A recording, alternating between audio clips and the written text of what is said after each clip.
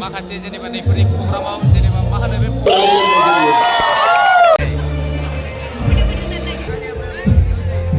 ससमाखौ खुदै एसे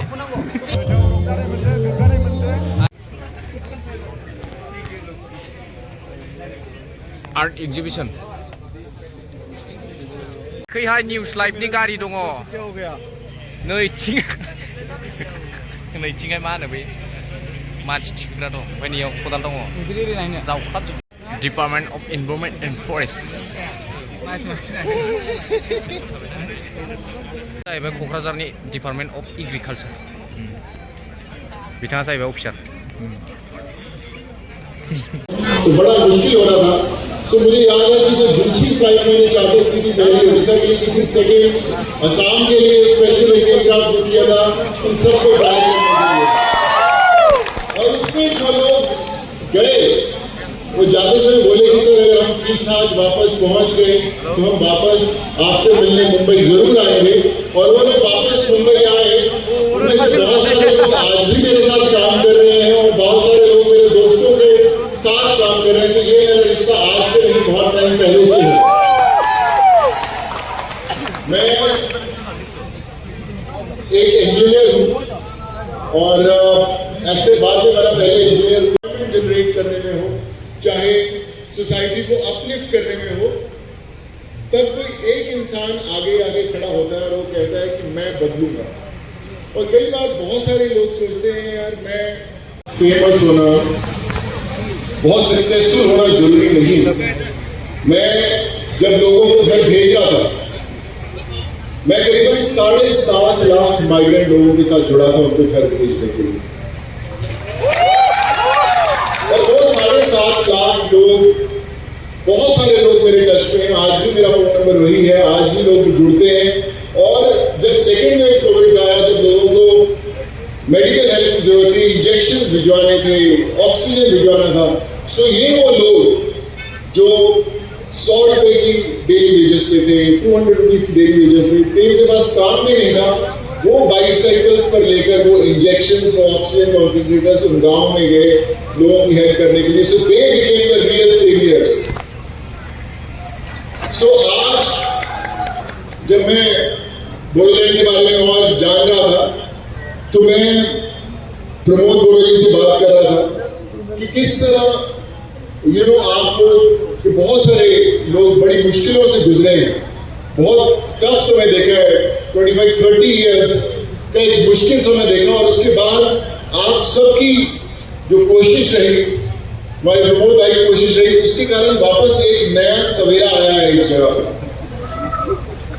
लेकिन ये सवेरा असली रोशनी तब देखेगा जब वो गाड़ी नहीं अपना मकान नहीं अपना कमरा नहीं हम अपनी स्टेट को अच्छा बनाएंगे हम अपने देश को अच्छा बनाएंगे जब हम लोग घर से बाहर निकल के मदद करने की कोशिश करते हैं तब वो रेवोल्यूशन आता है वो मैंने पर्सनली एक्सपीरियंस किया जैसे कि बोला कि मैं पंजाब से बिलोंग करता हूँ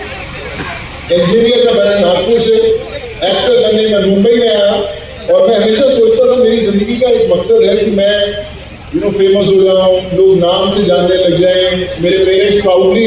सफलता तो ये है 18-20 साल तो मैं धीरे में फिल्मों के चक्कर में घूमता रहा है कि वो कामयाबी मिलेगी वो फिल्म है लाता रहूँ और मैं आपसे वादा करता हूँ आज इस मंच पर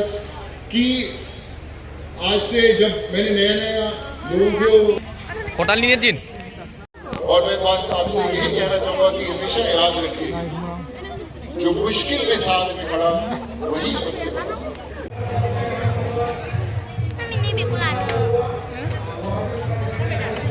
बेयो जाहैबाय मोनाबिलिनि नुथाय लाइट जोंनायजों जोबोद समायना नुबाय जायगाखौ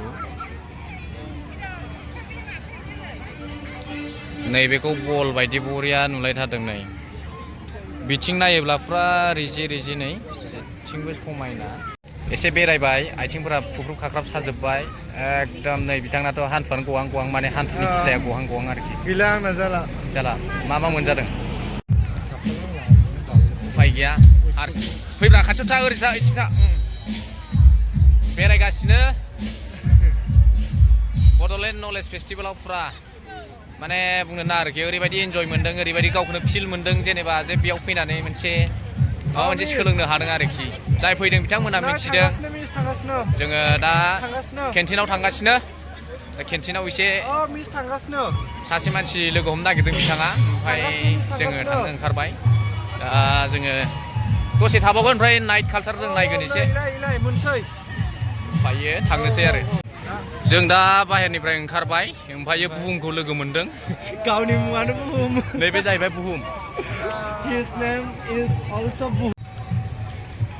सबनिसाय मोजांसिन गेट होनबा आं बेखौ बिराद फसायबाय थुरिजों बानायदों नायोब्लाथाय एकदम फुरा नैबे जाहैबाय हाबनाय लामानि नुथाय बे जाहैबाय मेन गेट ओरैबायदि जोंखोल माखोल जोंदों बुंनो नाङा गोसोआनो गोजोनजोबलायदों लाइटनि जोंनायखौ नुनानै गोथां गोमो गोजा रिथि रिथा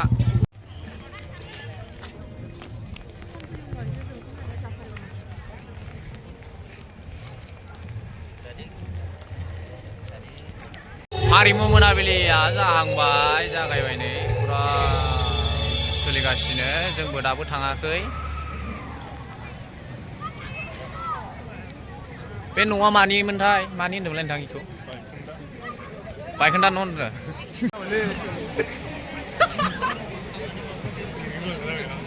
नैबे आलासिफोर हाबग्रा फुरा उनजों बरिया बानायदों माने जोङो दा आर्टिस्टफोर हाबनो नागिरदों बेयाव हाबनो नागिरदों जोङो बिराद बरिया बानायदों नै मोजां बरिया नै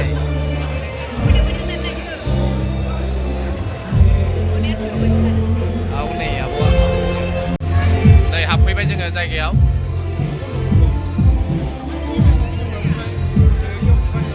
ओइ दा थिगानोबा बोरै मोनखो आदा मोजां मोनदों ना गोसोआव माबायदि मोनदों आरो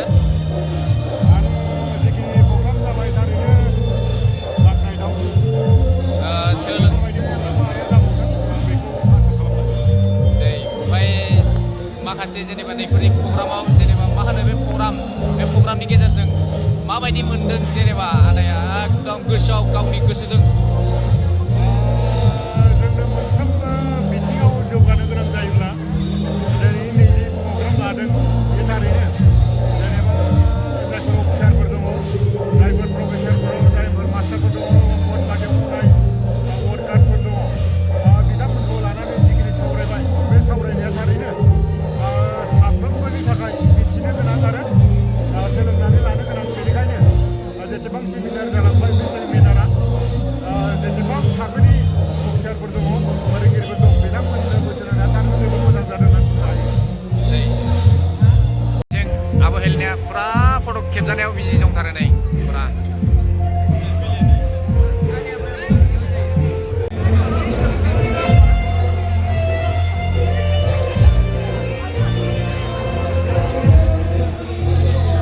Fukonda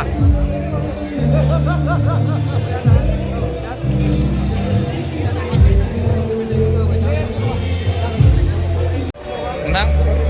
मोनफैला जोब्बायना दहायनो आयौ जै हो बेयाव गुदुंथार बारा गोजाङा गोजाङाखै दहाय गोजांबायमोन दा गोजांफिन माबा गरमफिनबाय आरो दा दसे दाना जों लोरफोखौ नायनो नागिरदों आर्टिस्टफ्रा जमा जाफैजोबना दंगासिनो ओमफ्राय दा जों लोरफोजों दसे लोरफो दं दे बेयो जाहैबाय जांगिला डेन्जार बियो मा डेन्जार जालायखो आया हा जानला बिदि बुंनायखौ रावबो दा बुंनाय बिराद डेन्जार बायसुलासो बियो आं जेबो डेन्जार मानसि नङा नर्मेल गैया दे जै हो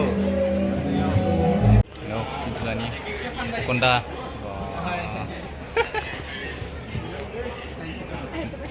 मोजां दं दा दे दिथिं था नोङो दिथिं था दिनै माबायदि मोनदों आं जोबोद गोजोननाय मोनदों दिनै फार्स्ट टाइम बेबायदि फेस्टिभेल मोनदों बेनो जाहैबाय बे बड'लेण्ड इन्टारनेसनेल माने बे फार्स्ट नलेज फेस्टिभेल बेवहाय आं खोनायाखैमोन फार्स्ट टाइम खोनादों ओमफ्राय जोबोद गोजोननाय मोन्दों जोबोद गोजोननाय मोन्दों आरो उनावबो बिदिनो साक्सेस जालांबाय थागोन बेखौनो आङो आसा फारिबाय आरो आं दसेनाव पारफरमेन्स खालामगोन आब' सुलेखा थांबाय ब्रिगेडआ बुंखांबाय दसेनाव ससमाखौ फुदोब्रा ससमाखौ फुदो एसे फुनांगौ बरिया जायो दे जेबो नङा बे जाहैबाय बुहुम माने आं Also his name is Boom. आंनि नामा बुहुम आरोखि होमबा जोङो थांबाय थानोसै जोङो बिदाय लाबाय दिनैनि थाखाय नलेज फेस्टिभेलखौ बाय बाय जय हो